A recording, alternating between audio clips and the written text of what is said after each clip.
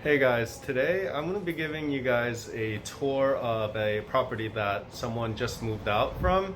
Um, I know a lot of new landlords or people who are potentially wanting to invest in real estate. They really want to know what you actually need to do when somebody moves out to get the apartment ready to rent again. Today we're in Queens in my mom's apartment. In my mom's house actually, because right now with the coronavirus and what's going on, I don't think it's safe for her to be going out. That's why I've actually been managing her property for the past 3 months or so. So right now I'm inside the property. I'm gonna give you guys kind of like a tour of what it looks like in here. This property my mom bought about 14 years ago, and the same tenants have actually been in here since then. So they haven't moved in like 14 years. So I'm expecting it to be in pretty bad shape. So walking in, you see that, this is the old style cabinets in the kitchen over here. This was renovated about 15 years ago. So it's expected that, it's not really like a modern style. You want to come take a look at like these handles over here, right? These handles, they just look very bad. They look very outdated, very old. You can kind of just replace them. New handles are about like $2 and it'll make it look a lot nicer. These cabinets themselves are kind of old, but replacing cabinets would cost a couple $1,000s. So we don't really want to do that at this point. So we're thinking about keeping the cabinets. If you look inside, it looks like over the years, people have put it, like wet plates or something in there, and it looks like it's damaged. There's some water damage here. What you can do though is buy pieces of wood and you can replace the cabinet shelves. Oh man, yeah, look at down here. It looks disgusting. But yeah, definitely you could just replace those pieces of wood, make it look 10 times better. Countertops, usually the black stuff is mold. This looks really bad. If I walked into an apartment and it looked like this, I definitely wouldn't rent it either. I would just have the contractor cut it out. Silicone a tube is like $8. These are very, very cheap fixes.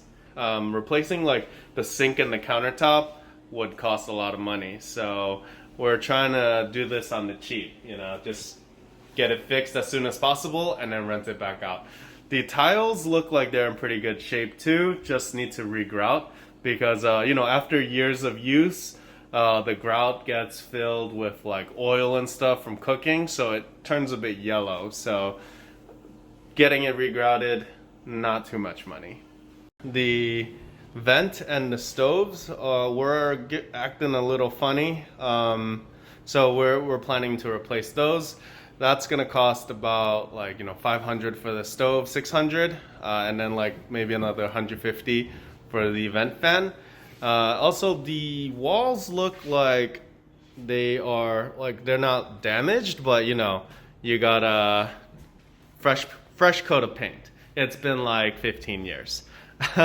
These doors also are very outdated. Right now, like the modern style is to have more like white doors. So I'm gonna have the contractor come and paint these doors. Normally I would do it myself, but right now I'm trying to reduce the amount, as much exposure as I can to people because of the virus. So I'm just gonna hire this out and get contractors to do it. This room looks decent. They just gotta come in, rip out some nails, patch the walls, and paint again. There's kind of like a trick that I like to do. Like one thing is the cabinet door hinges, $2, and you just like make it look so much better.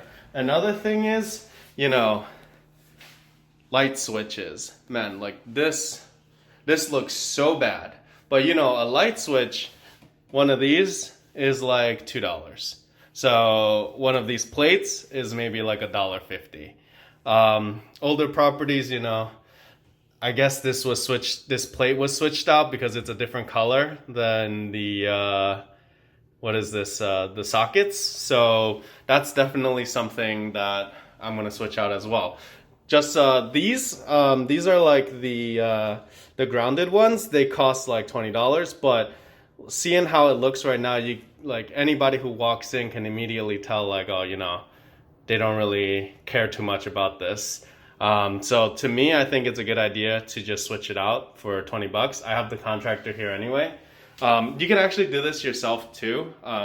If you're just replacing the wire, the outlet, the wire's already there, so you just gotta remove like 3 screws.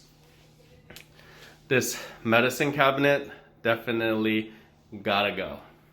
And if you see like this caulking, it might look disgusting because it's kind of disgusting. But you know, it's very easy to fix something like this. All you need to do is cut out the silicone, you know, scrub it down a little and apply a new line of silicone again. You know, it's some manual labor involved. Overall, this sink and vanity, you know, it's a rental grade, not too bad. Same with the toilet, it doesn't really need to be changed. Yeah, I mean, overall, we're not trying to do too much. We're gonna be regrouting because the grout, if you see over there, like the black lines, you know, you usually get somebody to grind down the grout, like put a whole new layer. That shouldn't cost too much money either. Same with the floors. These are like old floors, but if you see here, it's like pretty worn. What you need to do for that is just grind down the floor. There's like a sander. You sand down the floor and then you apply polyurethane over it. It usually costs in my area about $1 per square foot. Prices really vary depending on where you are. If you look at the lights have a huge impact. These weren't like this 15 years ago. I mean, we would never install lights and then not have the covers. So I'm thinking of just replacing all of these lights with a newer light. Lights, like a decent looking light is like $50. So when somebody walks in, they always see the light. And if it looks like this, it's not gonna look good for the property. So replacing it for $50, definitely something worth doing. So other than that, there's not too much that needs to be done. Just cleaning up, refreshing the place. We're not doing any major renovation.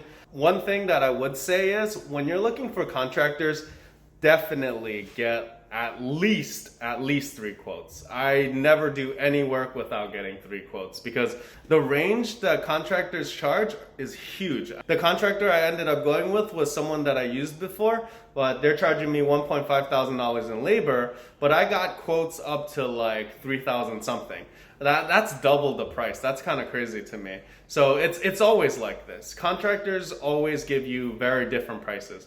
You don't really want to always go with the cheapest one. You know, that actually might be, you know, a different topic on itself, how to decide on contractors. But yeah, you don't really want to go with the, like, necessarily the cheapest one because they might underbid. And then when they're doing the job, they realize, oh man, I'm charging way too much. I'm going to lose money. And then they just cut corners or they just drop altogether. You know, you don't want that to happen. But for a small job like this, where it's like $1,000, $2,000, that usually doesn't happen. So, and also I've used this contractor before, so 1.5K, I think it's all right. Some contractors will give you a price for labor and material together. I generally like to just have them charge me for the labor and I'll buy the material myself. Because, you know, going to shop for materials takes time. And contractors, you know, when they're paying for the material, they might choose like the crappiest material because sometimes you just can't see it. For example, the silicone caulking, right? There are tubes for like $4, there are tubes for like $8. $4 and $8, not much of a price difference, but the $8 ones is mold resistant. The $4 ones are generally not. And the ones that were installed in the kitchen when we did this renovation 14 years ago, the contractor bought all the stuff. So to me, I'd rather buy the material because A, I can get better material, and B, the contractor will charge you for the time that they go to Home Depot. Like, I'd rather have them just bill me for the time for the labor and I can go to Home Depot myself. It's not that big of a deal. If they take like 30 minutes driving there, 30 minutes driving back, and they take like 10 trips, they're gonna charge you for all of that. So that's it, guys. That's the end of the walkthrough. If you're interested in seeing the follow-up video on how everything turns out, please hit the like, subscribe, and bell notification icon. That way YouTube will notify you when I post that video. And if you're interested in this type of content, please stay tuned because I had one other set of tenants that moved out a couple days, and I'm gonna be putting a video out on how landlords should handle security deposits, what they should deduct, what they shouldn't deduct, what's considered normal wear and tear, and what's considered actual damage. If you watch some of my other videos, you're usually used to this format of video where I'm just here in my room talking to you guys. And that's because all of my leases actually end during the summer. So I don't really have that much action outside of the June to August time frame. And that's just because most people like to move during the summer months. And for that reason, rents are higher during the summer months, so I plan all my leases to end during the summer months so I can get the best bang for my buck. So yeah, I had one of my own tenants move out a couple days. I'm gonna have 2 more sets of tenants moving out next month. A lot of work, a lot of people moving out this year, and that's mostly because of the virus and what's going on right now. Somebody got laid off and now they don't want to be locked down in a lease, so they don't want to sign a new lease. They're ending up moving in with their friends. I also have a couple of student rentals and they're moving out because their college doesn't know if they're having classes in September. If they're doing online classes like they've been doing for the past 2 or 3 months, then there's no real point of them staying near the campus, right? So they're just moving home to their parents and waiting for the school to let them know if there's class come September. So in the coming month, I'm gonna be putting out more videos about the turnover process. When a tenant moves out, what you need to do to get it ready for rent, and how to advertise, little things like how to patch a wall, painting, tips and tricks, stuff like that. So if you're interested in seeing videos like that, please stay tuned. Anyway, that's it from me. Have a great day, guys.